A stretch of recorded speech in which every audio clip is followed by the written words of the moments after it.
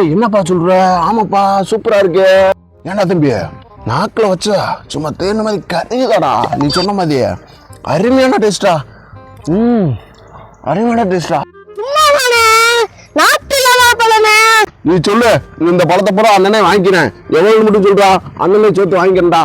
உனக்காண்டி வெறும் கம்மி ரேட்டு 500 ரூபா வச்சுக்கோங்களேன். ஏடா 500 ரூபா கட்டிருக்க ஒம்பாட்டுக்கு?